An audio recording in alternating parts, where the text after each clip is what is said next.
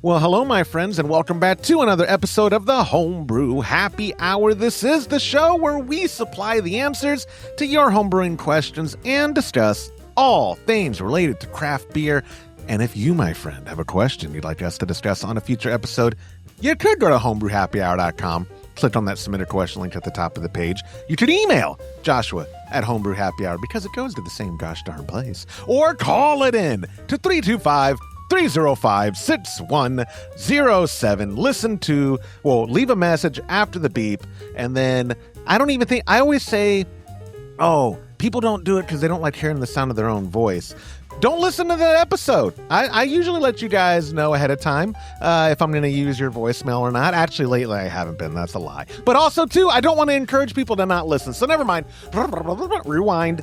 Just leave a message, guys. Just do what you're supposed to do. And I have had enough voicemails to use one an episode. And we've been doing that the last few weeks. So this week will be no different. I do have a voicemail. But I'm getting so far ahead of myself because I am your host, Joshua Stubing, joined, as always, by the loveliest co-host on the planet. She has her throat lozenges and chamomile tea ready because I guess what is the machine that they put on your throat whenever you're a smoker? I guess you didn't bring that with you, but it's the queen bee of brewersfriend.com, Miss Lorena Evans, my friend. Hello. How are you today? Make me sound like Kathleen Turner on a bad day. And I do not smoke for what it's worth. No, you don't. And I feel the allergies for me too. But anytime I cough, I cough usually. I have like a nervous cough, and I'm not actually nervous. It's just this tick. But I also when I get allergies. But my wife always goes to, it's probably from that cigar you smoked, and like. Even though on average I smoke one cigar a week. Well, no, since February, maybe it's been 2 or sometimes 3. But let's just say it's 1. On Sundays with my pop is a for sure time I'm going to smoke a cigar. I could have a little cough on a Wednesday. It was that cigar you smoked. You know that, right? You have lung cancer. That's what that is. And me being a hypochondriac, I'm like, oh my God, she's right. I probably have lung cancer. Oh my God, this is the end for me. 40 years of what? And then I come and do the show with you. That's actually a day in the life of Joshua Stubing. Well, thanks for sharing all that. I was wondering. I might for my Homebrew Happy Hour TikTok channel do one of those. Hey guys, this is a day in the life of a middle-aged, short, bald guy who has no full-time employment, who's dying of lung cancer. I think there's a demand in the market for that. It sounds like it could be. Yeah, it could be huge. I'm an idea guy. I'm an idea guy. You didn't say you're a good idea guy. No, I never qualified it. I'm just saying I have ideas. Anyways, my friend, it is good to have you. I'm going to get into the relevant small talk before I digress us too much on this episode. My friends, it is the absolute last call on the podcast, at least. You have till Monday the 31st, but go to patreon.com/homebrew happy hour, join a recipe receiving tier, or just buy it outright, but you can get the Bell's Two Hearted clone that I call UP-IP. Hey, it's the UP IPA. It is a Bell's Two Hearted clone. If you've never had Bell's, I think you're going to like it if you like the style. It is, the Pliny, Lorena, went so well. And someone asked me, is this like Pliny? And I was like, no, it's not. And it is Centennial only, which is a whole different type of aroma that it brings to the table for this batch. It's not a double. If you want to say it's like a cousin, because it's an IPA that's a cousin to a double, I don't know. But I don't know of another commercial IPA off the top of my head that I would compare Bell's to that someone might have tried. I don't know if you have anything off the top of your head like, if you like X, you'll like Y. Just because it's not a style I usually drink. Right. So yeah, no. In fact, Bell's calls it a Midwest IPA. There's the West Coast IPA, New England IPAs. It's a mid-coast, a Midwest IPA. It's much different than other Midwest IPAs like Surly Furious, which would lean more towards Pliny. But it is just a marvelous beer. It's one of my favorites. I can't wait to get my kit. Yes, and well, Hint, hint, hint, hint. well, I was gonna say you're not passive aggressive. You're aggressive aggressive. Right, exactly. The kits. We record this on a Wednesday, and usually the episodes go out on a Friday. But I did say last month or 2 months ago on the Weeks of a Brew Day Live, which I'll get to that whole. I'll just do it right now. Tomorrow, guys, Brew Day Live, 10 a.m. Central at youtube.com/homebrew happy hour. If you're listening to this the day it's published, you might be wondering, did he switch back to Thursdays? No, I didn't. On the Weeks of Brew Day Live, though, where my pop and I start at 10 a.m. Central, live at youtube.com/homebrew happy hour on the last Friday of the month. I did it once where I published the episode and then we went live. And I was like, what am I doing? Because now that's hurting both in regards to, like, if people have notifications for the channel at YouTube, they got a notification of the episode. Oh, that's great. And then 5 seconds later, a notification that we're going live. That doesn't help. So anyway, my friends, if you're, like I said, listening to this on the day I publish it, which is Thursday, that's because tomorrow is Brew Day Live. And Lorena is going to be out of town. Well, actually, when are you? You're leaving. I know you're leaving. I'm going to leave Friday, so I won't get to watch your live brew day. But I will be around in a different place. But I have a wonderful, wonderful partner here who does get my mail and my packages for me. Yeah, so don't let that hold you back. That's what I was going to say. I totally wasn't trying to find a scapegoat. The recipes, guys. So Monday the 31st is the actual last day, but I'm shipping these out Friday after the brew day to go out. So you might be back by the time it reaches you in Florida. I'm not sure when you're coming back. This episode is brought to you by brewersfriend.com. Brewing beer at home isn't just about ingredients, it is about precision, and that's where brewersfriend.com comes in. Whether you're dialing in your first recipe or perfecting your 100th, Brewer's Friend gives you the tools to brew with confidence. Their recipe builder, mash calculators, and water profile database helps take the guesswork out of the process so you can focus on what matters, making great beer. Brewer's Friend isn't just software, it's a community of passionate homebrewers sharing recipes, tips, and feedback. It's like having a homebrew club right in your pocket. Head over to brewersfriend.com today and take your homebrewing to the next level. Use promo code Happy Hour and get 25% off your premium membership. That's brewersfriend.com because brewing better starts with better tools. Sometimes. Okay, well, I'm going to be gone a couple weeks, but I will be in touch with you because you can't get rid of me that easy. No, I'm not. Yeah, well, also, too, Bells, I have not been able to coordinate an interview with them yet. They're busy people, I guess. I guess running a brewery is a little more important than us here at Homebrew Happy Hour. That's what I'm thinking, and it's not even their fault. I honestly think that my emails are going in their spam. If I had to... That's what I think. And in fact, and I only say that now, I told you before recording, hopefully this episode goes out when it's supposed to, because I'm having a hard time logging in. This is all on me. Here's some transparency behind the curtains, tear down the veil, whatever kind of thing. The hosting account that this podcast has been on for a very, very long time was using an inbox I no longer have access to. And so, I didn't realize that until the card I had on file, which has always been my card, it is expiring. So I go this morning to update it, and they're like, "Oh no!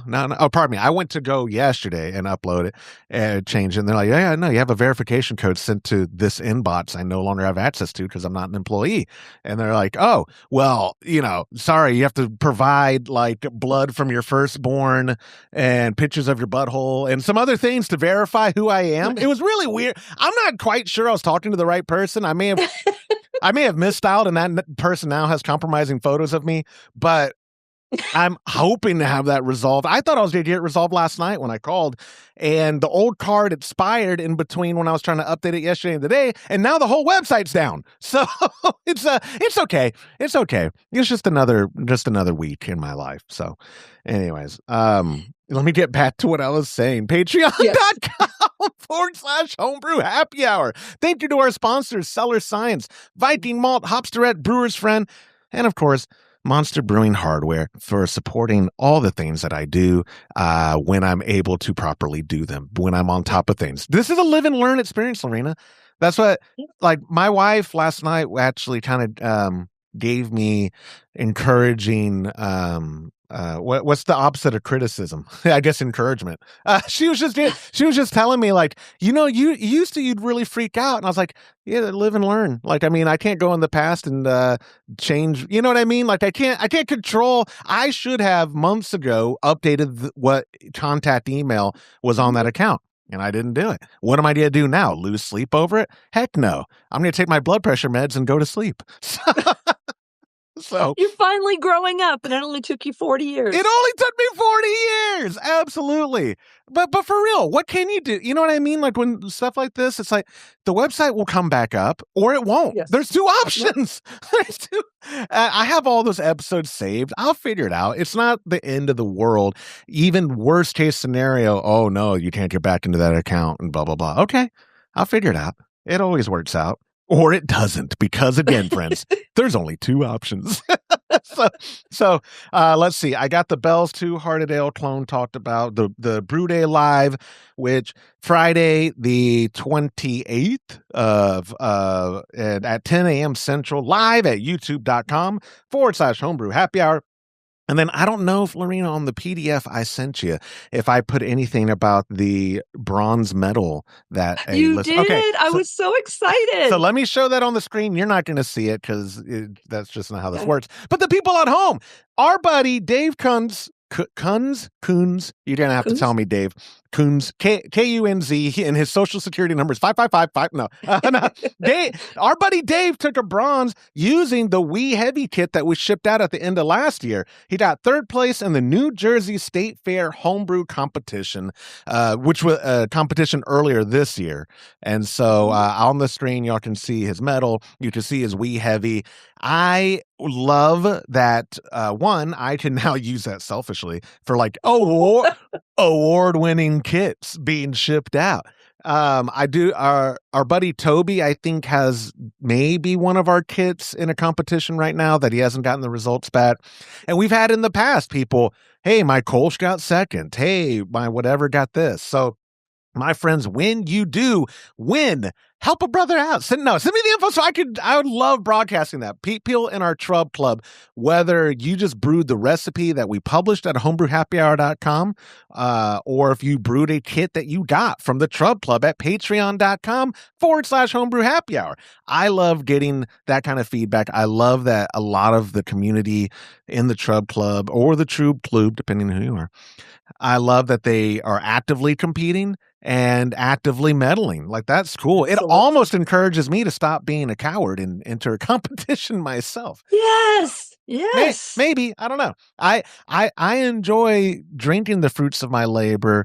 I don't know if I enjoy the scrutiny of the fruits of my labor that might come. I don't, real BJCP, which you are a judge, and what is, like, you have a potential of 50 points, but if you get like a 35, that's like a pretty great score. That's a good score. Yeah. 50 would be utterly perfect. Well, that does not have, I did go to a competition where one of the judges said it was a perfect. It was some sort of a stone, and we all sampled it and agreed it was excellent, but I didn't, score it. I didn't score it out. But yeah, as a BJCP judge, one of the things I would encourage anybody to enter a competition, if you haven't, because the feedback is awesome. You might not like to be criticized. That hurts. But what doesn't kill you makes you stronger. Well, the criticism isn't there to judge you in a negative light. It's to, okay, this is really good. However, this slight hint of this flavor means this. And you can become a better brewer with that feedback. I have friends who enjoy my beer very much and are very complimentary. But I've realized that free beer is the best beer. So they're not going to say, this is really excellent, but I wonder about some fermentation. No, they're going to say, this is the best beer ever. Thanks for bringing the keg over. Yep. That's why I only like my friends' feedback. And also too, I think my friends think I feel like sometimes my life is a Make-A-Wish program with the kind of compliments like anything gets, where they're like, you don't really believe that, you're just being nice because Yeah. it's free beer, or my wife put you up to this, or why are you being Yeah. so nice? Free beer is best beer I ever Free had. beer is the best beer on the planet. So yeah, Dave, let me put that back on the screen. Congratulations, my That's friend. so cool. And if you, Congratulations, Dave, and thanks for sharing it with us. he had texted it to 325-305-6107. Of course, friends, you could always email joshua@homebrewhappyhour.com when you are winning, or even if you don't win, just getting photos. My buddy Toby, who's a very active member in the community, he sends me photos all the time. I think he's now trolling me because his beer looks so good, and I know he knows that I'm jealous. But like, I get photos all the time. Hey, brewing a Hefe and enjoying the Kolsch I just kegged, or enjoying this or that, and it's just the most beautiful beer. But Love it. all kidding aside, I love that kind of stuff, guys. Send it to me. And like I said, if you are getting medals and all that, even if it's not our recipes, if you're in the community, the Homebrew Happy Hour, not just a paying member of Trub Club, if you're part of our communities and you tune in and whatever, just send it to me. I love broadcasting that stuff out because I want my wife to know I have friends. Anyway, let's keep going on. We have a great show. This episode is brought to you by Cellar Science. For years, homebrewers have been told they have to choose. Do you want the quality of liquid yeast or the convenience of dry? Well, Cellar Science flipped the script. They're proving that dry yeast isn't just a backup plan anymore. It's the upgrade. Cellar Science offers premium dry yeast that delivers higher cell counts than typical liquid pitches, meaning you get a stronger, healthier fermentation without the hassle. And the best part? You can direct pitch right into your wort, no starters, no waiting, just brewing. Whether you need their new West Coast strain for a classic American IPA or jungle for a massive fruity estery flavor, they've got your next batch covered. It's quality yeast that doesn't break the bank. Save time, save money, and brew better beer with Cellar Science. Lined up, that's all the small talk.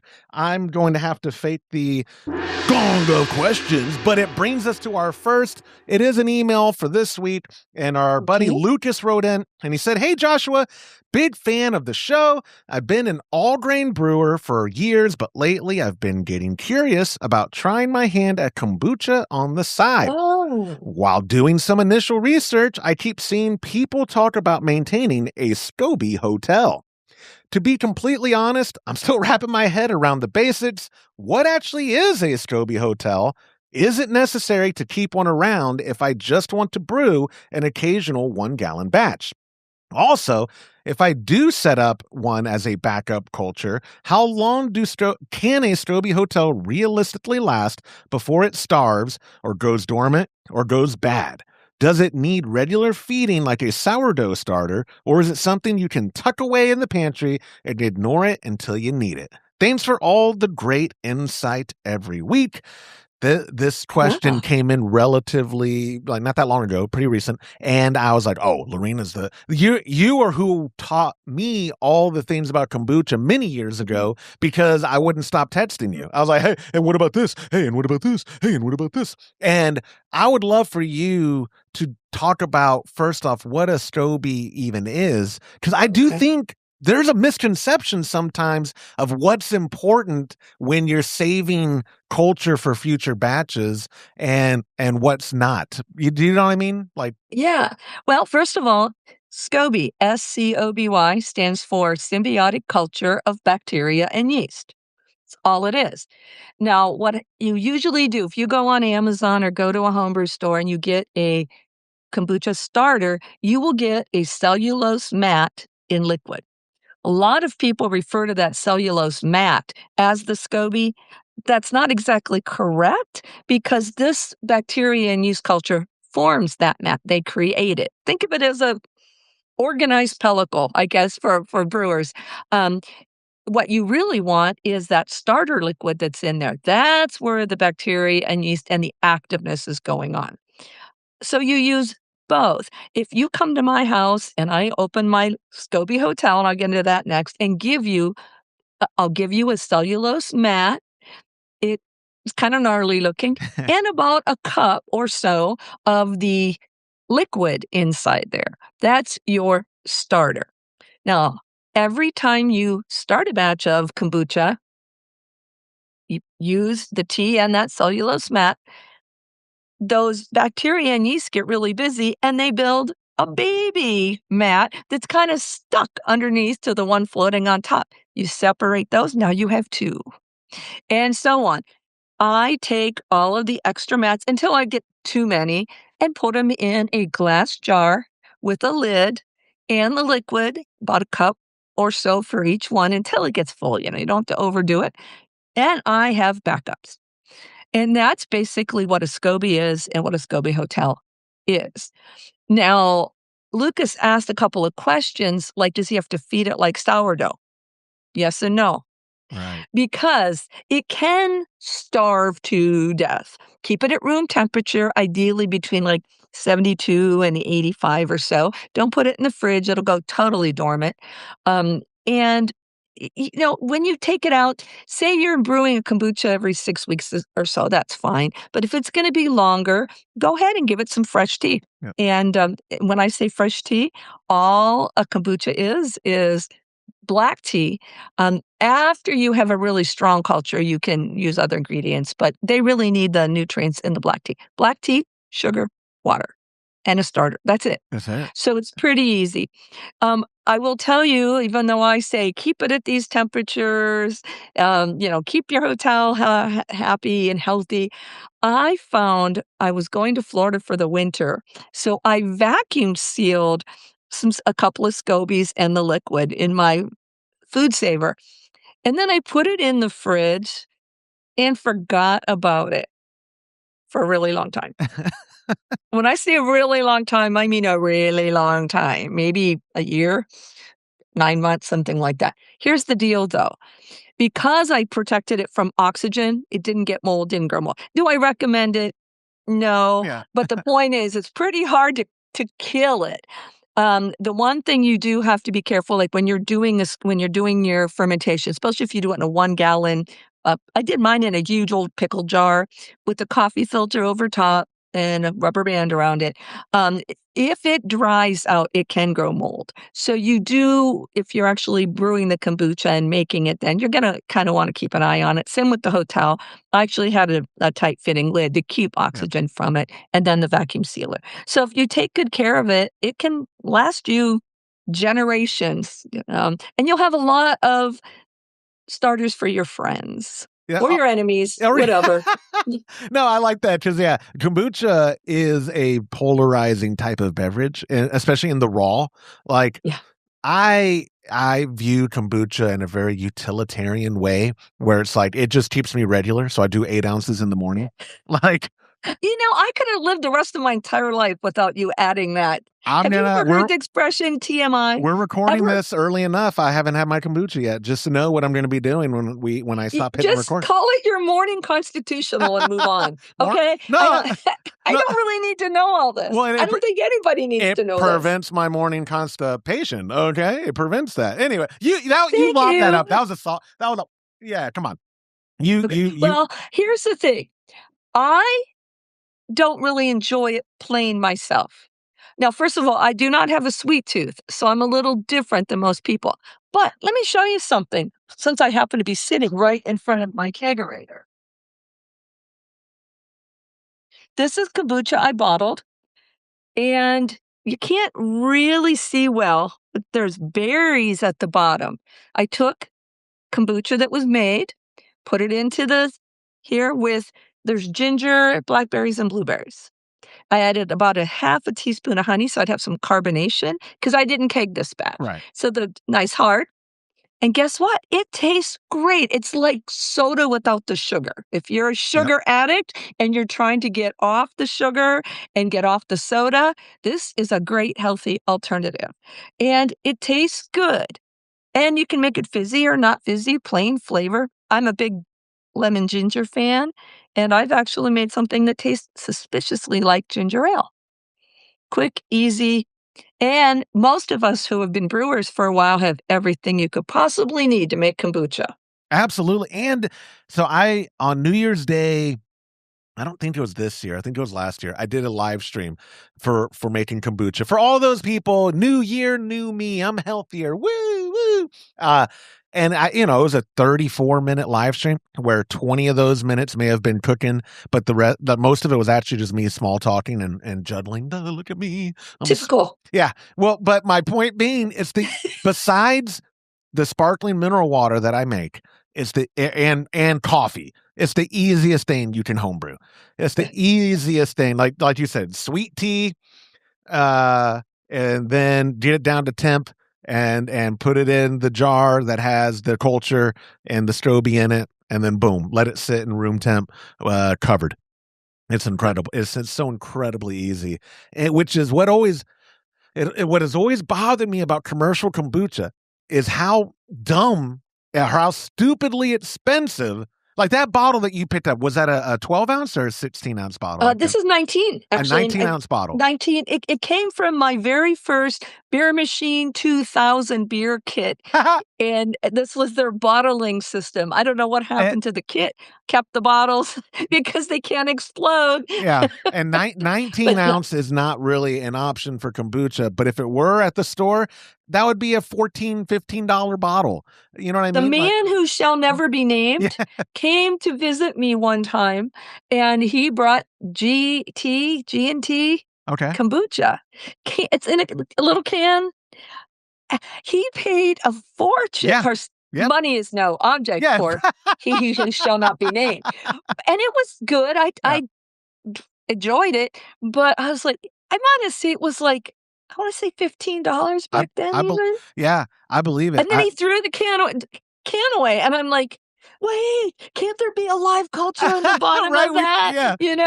No, I don't know. It's but wild. It is ridiculously expensive. Yep.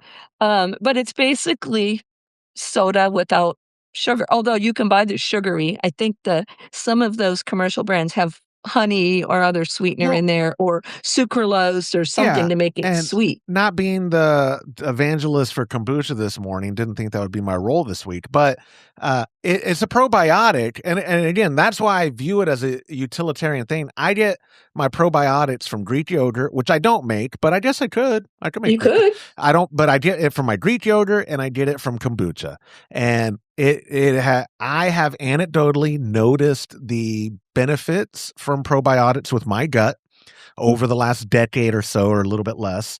And that's what makes me continue to do it. That's why, I only keep bringing that up about the kombucha, because there are people out there, if they make it and they do try it raw, and let's say it went a little too long and it's got more vinegary than it should, they'll never come back to it. They'll be like, oh my God, what on earth? They're trying to poison me. Where you can, like you said, flavoring it, and it could be as easy as getting those flavor pouches from whatever brands, Crystal, or I don't know the brands, but you know what I mean? Like all those things, or like you do, the fresh, using real fruit to do it, or lime juice or whatever. And I'm thinking those amaretti pump things that some people use to do beer flavor, especially sours and things. I mean, you could do it with just about anything. The one thing too, you mentioned being too vinegary. What I do, I currently am up north, and our temperature has been warm, but not really stable warm. Yeah. And so it's been taking a little longer. And I just use a clean straw, and stick it in under the cellulose mat and in the SCOBY there, and put my finger over it, pull it out, taste it. That's totally clean. You're not, and I'm like, no, not ready yet. Yeah. If you wait till it's vinegar, you're right. People are going to be like, I don't want to drink vinegar. No. Although you can use it in salad dressing. It makes great salad dressing. Ask me how I know. That's what I've had to do that too. From your recommendation. This was years ago. This was maybe before I even moved back here to San Marcos. I may still have been in Kyle, but I just remember texting you or calling you. I think I texted you about I let it sit too long and I tried it, and should I pitch it or can I use it for another batch? And you're like, why don't you use it for salad dressing? And I was like, oh, that's brilliant. I just do vinegar and oil on my salads anyway. So I just, But good stuff. So it has many uses. It does. Besides enabling people to have better mornings. One last thing I want to bring up. Yeah, no, that's the only use. The only use is for that. Between that and my Metamucil. Stop. I'm gonna see. I just had a light bulb moment just now. I'm gonna Oh try no. Metamucil as a show sponsor. I'm going for it. I'm gonna see if I can get. I'm gonna try to I'd like to think that the people that enjoy our podcast Yeah. are young enough to not even know what Metamucil is. Yes. Yeah. Yeah. Keep thinking that in one hand and poop in the other, and see which one fills up Stop! faster. No more poop. No more poop. No more poop. Okay, I'll stop it. One last thing though on the kombucha before we wrap it up, just as we're talking on the topic, and who knows, the next time I'll bring in a kombucha question. Why is it important to use glass above all, or maybe even stainless steel? Why is buckets for fermenting and keeping, like a SCOBY Hotel, always frowned upon when it comes to kombucha? You know, aside from maybe having some cracks in your plastic and things, because I am using plastic bottles, it's not in there that long. You're talking long term and you're in culture and clean. Now, you don't have to be sterile or sanitary as you do with brewing. But the other thing to note, I keep my wild fermentations and my food fermentations, my kombucha, my wine, and my beer separate. I happen to have a big enough house that right now I have wine fermenters in one room. I have kombucha in another room. I have sourdough in yet another area. You really want to keep it as clean and safe. But yeah, you do want to be careful with scratch devices. And I do use glass carboys if I'm doing a big batch of kombucha. And same thing, all of my starters are in glass. And then I either keg it or bottle it for quick fermentation. That's a great question. Is that because glass is not porous, or like glass is okay. not porous, and you can clean it better. It doesn't hold anything. It once you wash it and clean it, Yep. there's no cracks or nooks and crannies for things to hide. And I think I have to say, any link I have in the description, guys, is from Amazon. I'm an affiliate and I get like 2%. I think I have to legally say that. But I'm going to leave a link because my favorite glass carboy are those. I know Northern, like, private labeled them at some point, the big mouth bubblers. Right. Because with kombucha, I've made it one time in the standard glass carboy where, the whole entry is this big, and trying to get a SCOBY out of there was like, like it was not pleasant. It was, having to like, and sometimes if you in a big 5 or 6 gallon carboy, that pellicle, that surface, it grows to the top of the surface. Exactly, it fills the surface area, and so the big mouth bubbler, which I think is still a patented Northern thing, Northern brewer, but. Either way, I'll link to my favorite one, guys, because if you are interested, it's like home brewing beer in the sense of it's not that much more effort to make a 1 gallon batch to a 3 gallon batch or a 5 gallon batch. You start, what I've always done, like right now, I don't have a SCOBY Hotel. I let my last one go bad. I left it in the garage because I was like moving stuff around. Garage is not a good place in Texas. In Central Texas, a garage is not a great place to have a SCOBY Hotel. And so I do have some SCOBYs that arrived from Amazon. I make a 1 gallon batch as if I were going to package it or drink it or whatever. Mm-hmm. And that is now, that full 1 gallon is my starter for the 5 gallon. And that's always worked for me. And then when I make the 5 gallon, I take out, half a gallon. I actually am way overkill with what I use for a starter just because I want that. I don't know if vigorous fermentation is the right thing, just healthy. You know what I mean? Like if I'm making another 5 gallon batch and I basically have almost a gallon of starter every time, it makes it easier as opposed to. It does. And you want the lactic acid bacteria, you want the yeast. You do want a little Acidobacter, that makes vinegar, but you don't want all that. So controlling the fermentation there's a lot of leeway. Like I said, you can just pull it out early.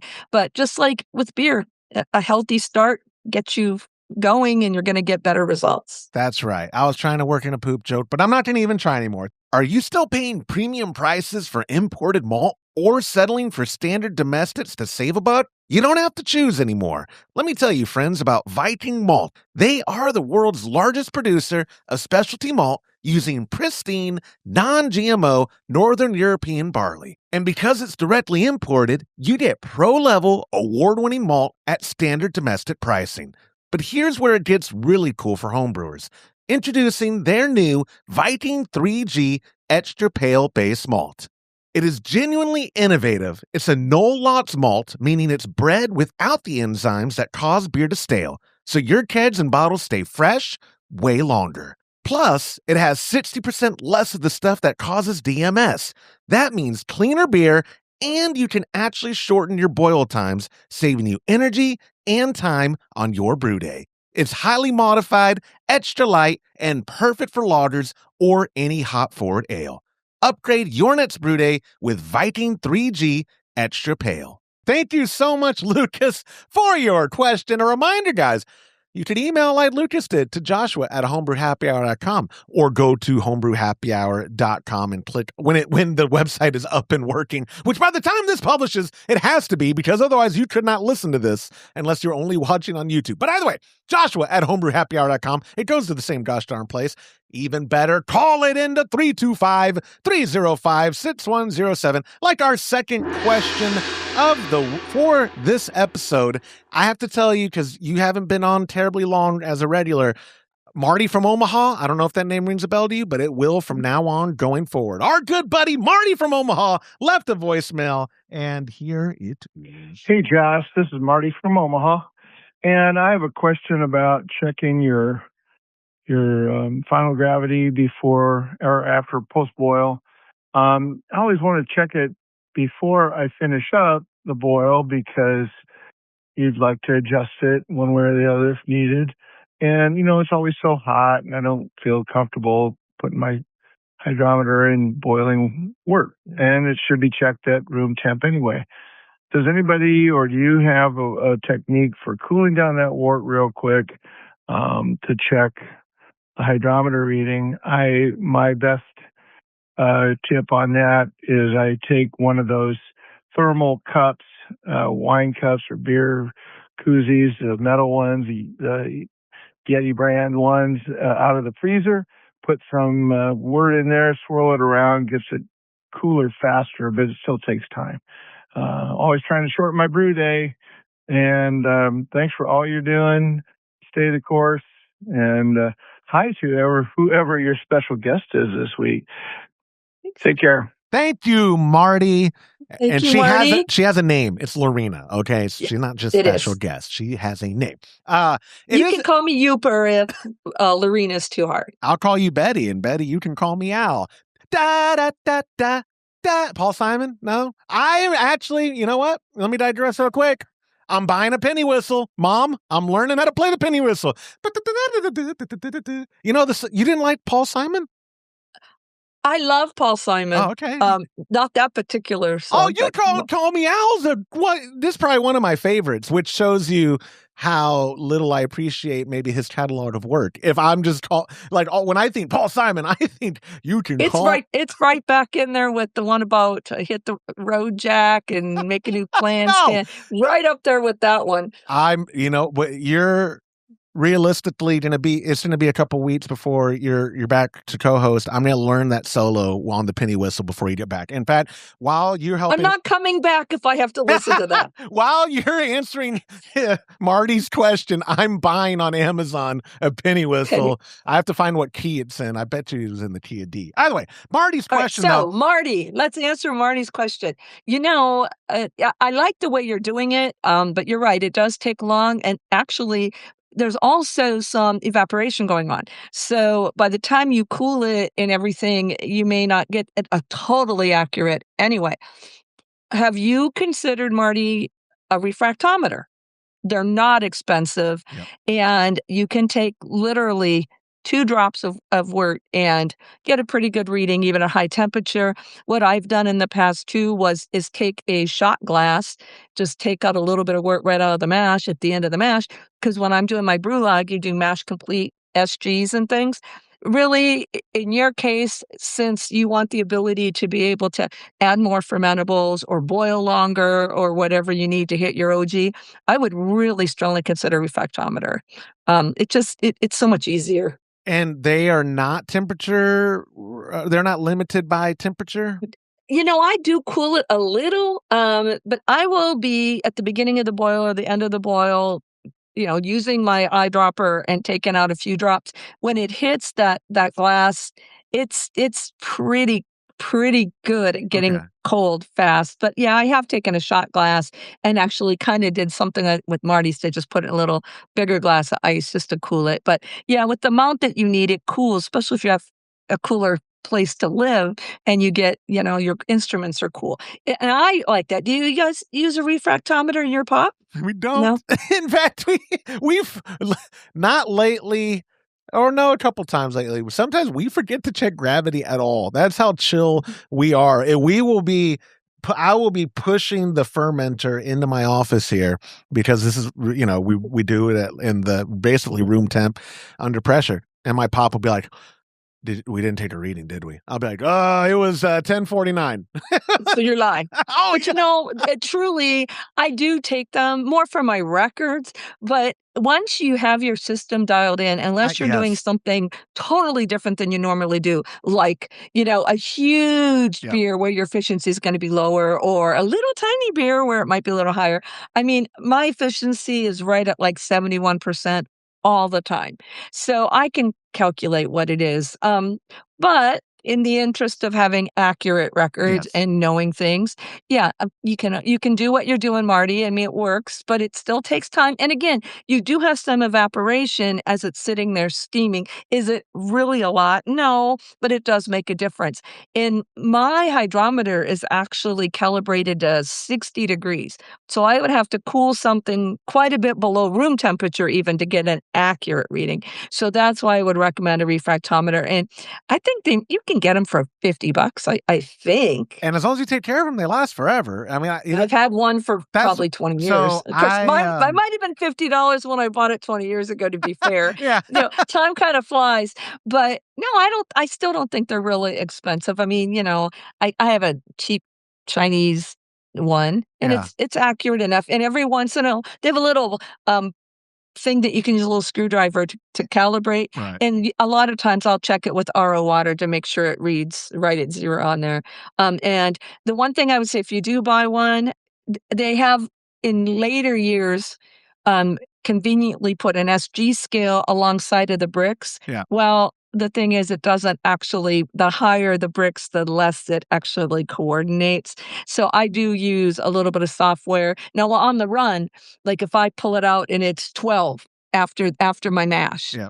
I know, okay, that's about 12 times 4. That's about 48, 1048. That's what I'm looking at.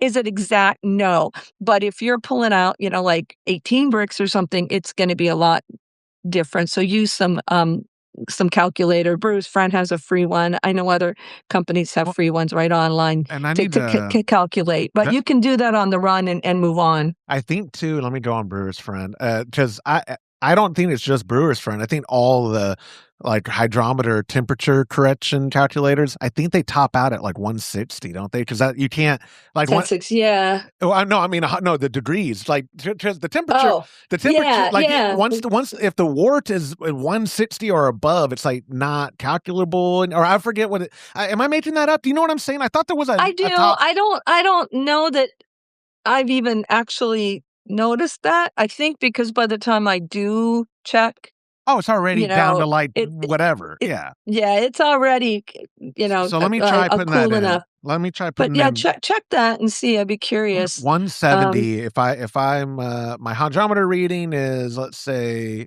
Well, hydrometer is a little different than a refractometer. Oh, good point. You're right. Let me go to the refractometer. Right. You're right. Refractometers, they should have automatic temperature correction. And again, Oh, it does. it really Yes, it is does. not.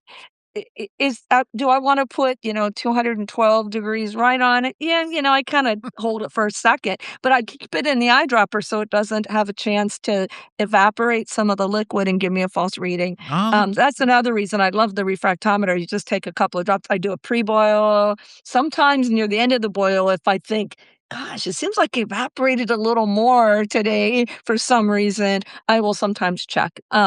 just to make sure I'm in the ballpark. That's incredible. You're right. No, there's a ton of, confession time, because I don't know if I ever told you. I don't have them on Homebrew Happy Hour anymore because every time I updated the foundation of the website, it would mess up the calculators. But at one point, I totally stole all y'all's calculators. I just was like, view page source. Okay, copy, paste. And, but I never hardly used them. I forgot how many calculators y'all have. My God. A lot. You can calculate and anything. Free, by the way. They're all free. Yeah, they're all free to use. The nice thing is, though, for people that are members, that's actually inside of their recipe builder. So they don't have to go out to a calculator back. But yeah, it's free for anybody to use. That's what got me hooked on it a long time ago. Or guys, use promo code Happy Hour, all one word, to save 25% off. I keep working that in, but I also run a proper ad. You never hear the ad unless you don't watch the show. I bet it gets annoying. No one's told me that yet. I mean, plenty of people have told me I'm annoying, but not specifically that you always do this kind of infomercial thing and then you play the ad. And Joshua, you don't need to double dip, but Patreon.com. But we don't mind. Patreon.com/Homebrew Happy Hour. Join a recipe receiving tier. Go to brewersfriend.com. Use promo code Happy Hour. Okay, I'm done. Okay. But back on Marty's question, if people watching at YouTube.com have a comment, help the algorithm out, help a brother out, and leave a comment below. I do want to add, just for any curious minds or people wondering, why don't you just tell them to put some ice cubes in there to cool down quicker?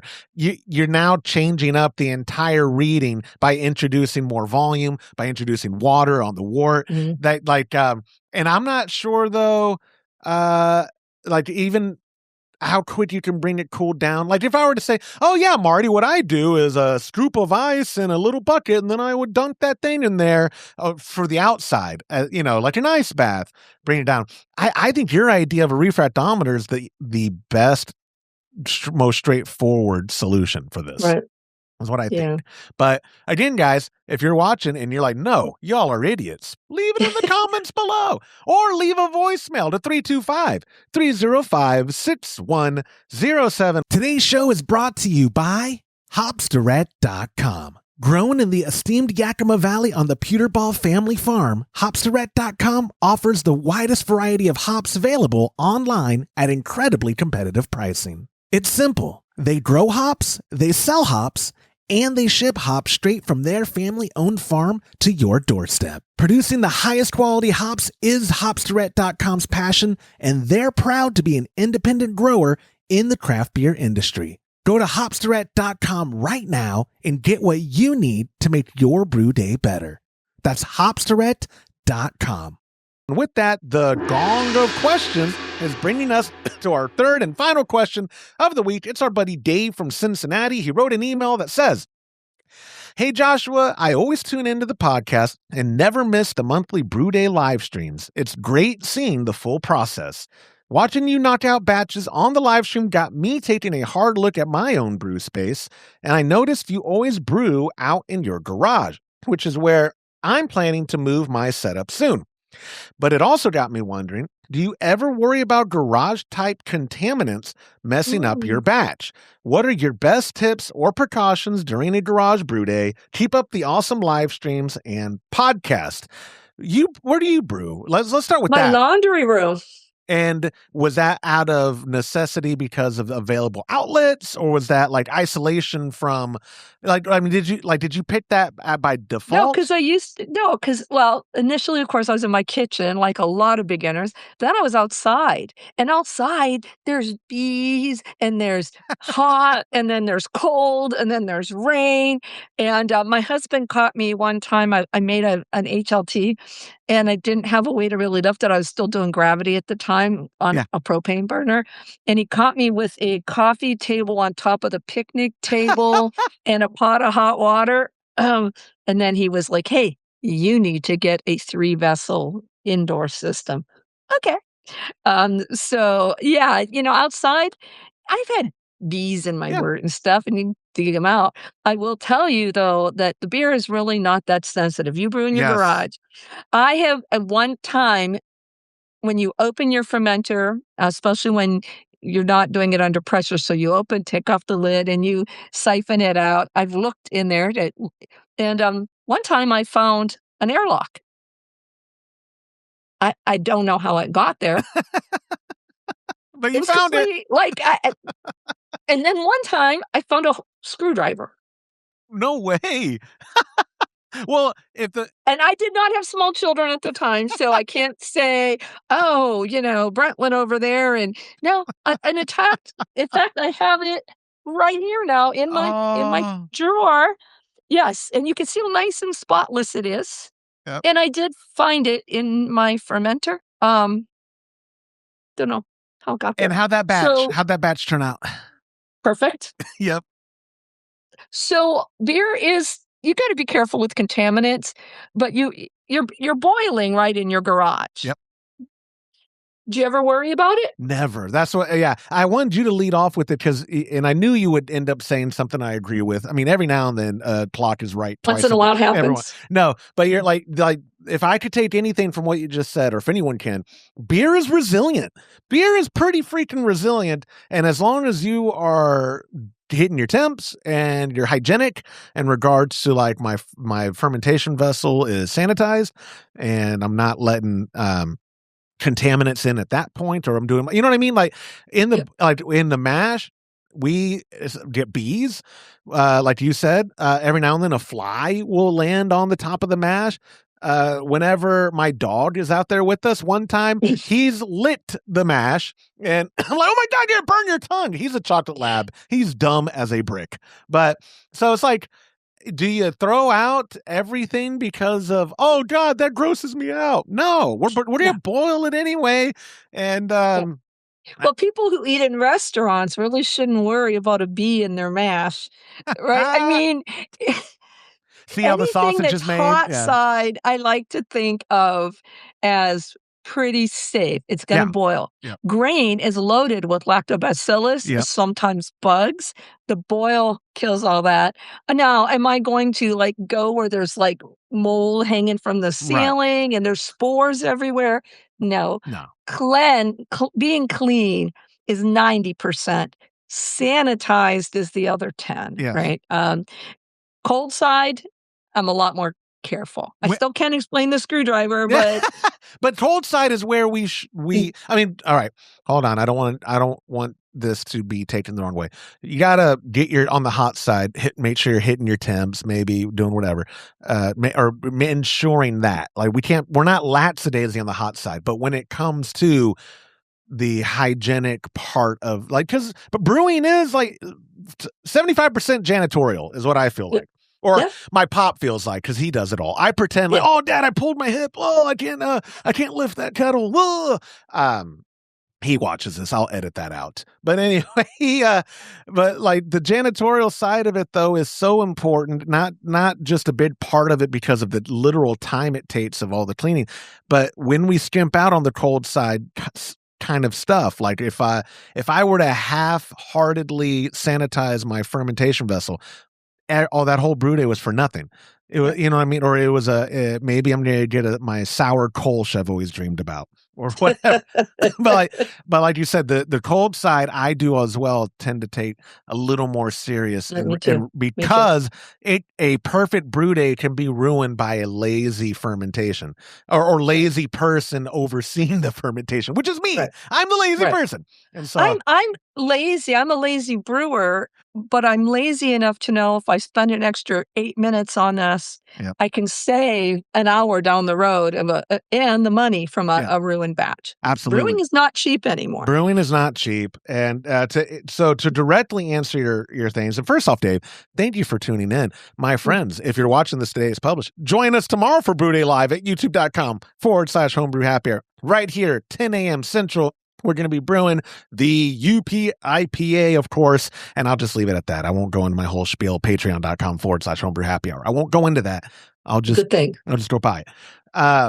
thank you for watching, Dave. But also, no, like his actual first question was, do you ever worry about garage type contaminants? I don't think I do. And maybe that's a failure of mine, but I just don't. When my pop and I are making it there, we are just, like I said, the bees, when they come in, I don't even think of them as contaminant. I think of them as like the homies. Hey, the bees are back. All right. That means I got enough sugar in my That's right. wort. That's what exactly. Like, yeah, if the bees weren't around, I'd be more concerned. Like, where are the buzzing homies, man? Where'd they go? Like, they made sure, like you said, oh, we got sugar. Hey. And do you remember? I don't know. I obviously wasn't alive, I think, when SNL first came out. But there was a skit during season 1 where I think John Belushi was the lead in it. And it was talking about killer bees invading a town. And then, do you remember that skit at all? Vaguely. It's so good where it's just like they're a gang. And there's like, hey, up to no good. They're the killer bees. And John Belushi and cast just dressed as bees. Either way, when I think of bees, I think of John Belushi. But don't you remember there was a line in there? There was bees coming and he's going, Arthur's buzzing off. Arthur's buzzing off. Yeah, yes. Oh, yeah. Anyway, you can validate that out too. But. No, I won't. No. Editing takes effort. But that's right. But Dave, for best tips or precautions of a garage brew day, like Lorena said, I mean, it is not to water this down as a cop out. It is just common sense stuff. If your garage is absolutely filthy, clean it before you brew. But a clean garage should be how you keep your garage anyways. And I don't mean clean as in sanitation, like sterile. I just mean like picked up and organized. Like there's grain dust probably in my garage any given time. There's dust. It's a working garage. It's not just a clean room for brewing.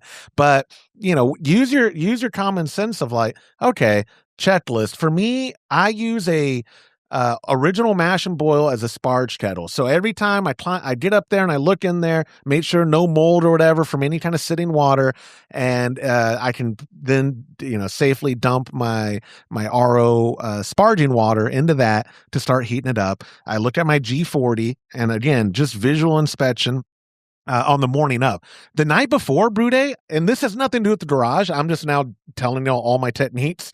I will actually run, like I'll put water from my tap, it's not RO water, and get it to about 7.5 gallons and get it to boiling, let it boil for like 20 minutes and then let it just naturally cool down, recirculating. And so I'm basically doing a pre-night cleaning and sanitizing of that system. So then the next morning, when I do fill the water for the brew day, the RO water, I overfill just a little so I can then pump all that old water out of the pumps, because the pumps are going to hold some residual water. So it's not much, but getting out a quart or whatever, a quart's probably overkill. And then now I have my base water, my RO, if we decide to salt it or not, for that brew day, and then boom, I'm good to go. But I do not. We gotta put up the bug traps over here, and we're gonna do this. Nah, my pop. In fact, one time we used buggy grain, and the weevils hadn't completely shucked out the whole thing. So I was like, we can still use it just because I'm cheap, and like you said, ingredients aren't cheap. And my dad was like, okay, it's just good protein. You know what I mean? Like we were putting weevil guts probably made it into there. But like you said, you ever eat out, guys? You don't want to. The unfortunate reality, I think the FDA allows a certain number of like bug guts to be in people's food. And mouse droppings or something. It is, yeah. Where like, we just don't think about these things because that's gross. So that's kind of, maybe my ignorance is bliss, Dave from Cincinnati, but like, I don't overthink it. In fact, like, if I did overthink it, I'd be screwed because I don't have any other convenient place to brew. So you always go back outside. I know. Well, we are basically outside in Central Texas. That garage door is open, but that's why, like I said, the bee homies come in, the fly homie. Well, I don't like the flies; they're not homies. I don't like them, but they're there. They're attracted. They're there. Yeah, and so if anyone watching at youtube.com/Homebrew Happy Hour has some feedback. Or actually, Josh, what about this in a garage? Leave it in the comments below. Or if you're not watching there, like 99.75% of you and you're audio only, email it to me, joshua@homebrewhappyhour.com, or even better, call it as voicemail feedback to 325-305-6107. Dave, thank you so much for submitting that question. Unless you had something else to add, my friend, I totally just made an executive decision. No, I think we covered everything. Clean your equipment when you're finished with it. So then you start with clean equipment. Yep. You go the extra mile, make sure the pump's empty and things, and that's great. I drain mine. But yeah, I think that once you consider once the wort is chilled, there's where you really need to be careful. Yeah. You don't want to contaminate it after you get below a pasteurization temperature. So, if you need to use a lid at some point to cover things, do that. Do that. But otherwise, don't sweat it on the hot side. Yeah, and I guess I should clarify too. I do the same process the night before that I do immediately after brewing. In my sort of ADHD brain, we only brew once a month really. And I don't think anything's growing in there, but I don't want to test it. So that's why, like, when we're done brewing and we clean everything, I will do I actually only get up to 195. I said boil earlier, but that's sanitary like that. I mean, that's going to sanitize. It's going to sterilize, and I'll leave it in there for like 30 to 45 minutes at 195, and then pump that through. That's after we're done brewing. But then again, the night before we brew, I do it again, just as it just helps me sleep better that night, knowing no buggies are hiding in there, no mold. Could have grown, because water does sit around and at the temps in my garage, it's going to grow stuff at some point. And so just, like you said, I'm not the cleanest of people. Those watching at youtube.com, look, that's not gray hairs on my mustache, friends. That's cracked white milk from the cereal I had this morning. No, it's gray. Yummy. No, it's gray hairs. It's from the Metamucil shake that I'm going to make. I worked it back in. I'm the king. Anyways. Do you know, I know a lot of people that are listening to the show are male. There's some females too. Yeah, some. But I swear so many of my male friends are 15 years old in a 40-year-old body. That's me. Poop jokes. Yeah, I'm just like. Yeah. Metamucil. Bum, bum, bum, bum, bum. Anyway, I really am working hard for that big corporate money. I need that paycheck, baby. All right. Dave, Marty, Lucas, thank you so much. And my friend Lorena, I hope you have the best trip ever. When you are there, please send me some photos. I would love to share that on NetStreet's episode. And okay, I will. And I hope you have a safe travels, and we'll see you soon. See you soon. Adios. All right.